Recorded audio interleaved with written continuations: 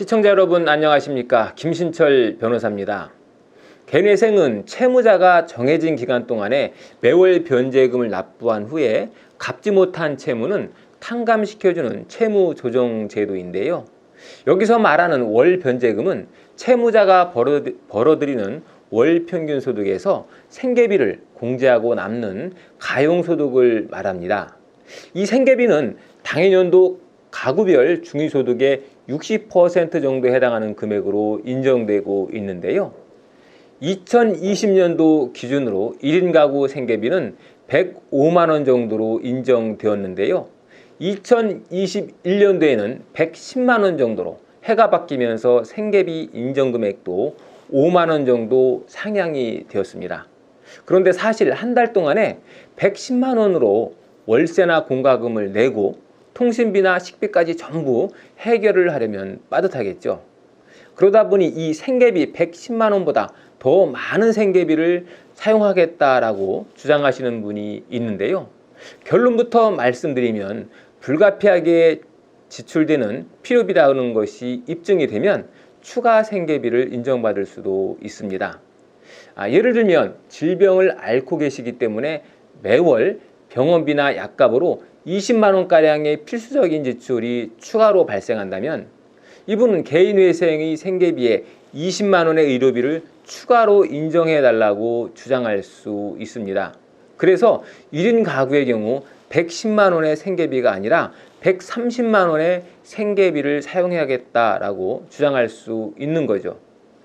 우리 사무실에 사건을 맡기신 의뢰인 중에 신장질환을 앓고 계신 분이 있었는데요.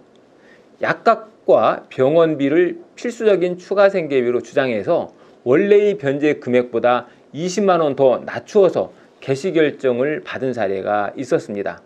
다만 이렇게 추가 생계비를 인정받으려면 그동안 지속적으로 병원비로 지출된 증거 자료가 있어야 되겠죠. 예컨대 카드 거래 내역이라든지 진료 기록, 진단서 같은 근거 자료를 법원에 증거 서류로 제출해야 합니다. 이런 증빙 자료 없이 단순히 몸이 좋지 않아서 병원비가 더 필요하다라고 주장한다면 법원에서는 인정해 주지 않습니다. 질병 외에도 추가 생계비로 주장해 볼 수 있는 것이 부모님에 대한 생계비 지원 금액인데요. 부모님을 부양가족으로 인정받아서 가구 원수를 늘려서 생계비를 공제하기 어렵다면 우회적인 방법으로 부모님께 일정 금액의 생활비를 지원해 드린다고 주장해서 그만큼의 추가 생계비를 인정받을 수도 있습니다. 이 경우에는 다른 형제가 없어서 본인이 홀로 경제 능력을 상실한 부모님을 부양해야 하는 상황이라면 추가 생계비를 인정받을 가능성이 높습니다. 다만 부모님이 경제 능력이 있는 경우라면 추가 생계비를 인정받기는 힘들겠죠. 그리고 부모님이 경제 능력이 없어서 생활비를 지원해 드리고 있다면 단순히 현금으로 지급하는 것보다는 통장 거래 내역서를 통해서 매월 일정하게 생계비를 지원하고 이를 증빙 자료로 제출하는 것이 좋습니다. 추가 생계비는 매월 갚아 나가야 할 본인의 변제금을 조금 더 낮게 책정할 수 있는 방법 중에 하나로 채무자의 형편에 맞게 변제 금액을 조정하는 장치라고 생각하시면 됩니다. 다만 추가 생계비라고 하는 것이 법원에서 원칙적으로 인정해주고 있는 생계비를 초과하는 것이기 때문에 주장한다고 해서 무조건 다 받아들여지는 것은 아닙니다.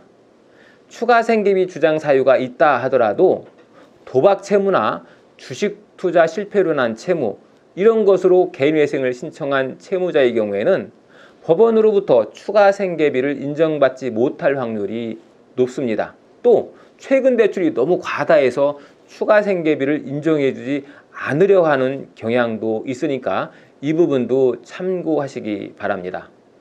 법원에서는 상황에 따라 채무자가 주장한 추가 생계비의 일부 금액만 허용해 주는 경우도 있고 아예 허용해 주지 않는 경우도 있기 때문에 이 추가 생계비를 주장하시는 분은 상담을 통해서 추가 생계비 주장이 가능하다면 어느 정도 가능한지 안내를 받아보시는 것이 좋겠습니다.